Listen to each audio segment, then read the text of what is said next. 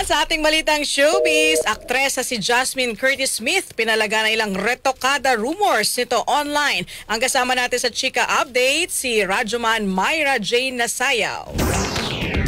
Pinalaga ng aktres na si Jasmine Curtis Smith ang ilang retokada rumors na natatanggap nito online. Sa kumakalat na larawan kasi ni Jasmine, pinagpiestahan ng ilang netizens ang umano'y pagbabago sa mukha ng aktres nang dahil daw sa plastic surgery.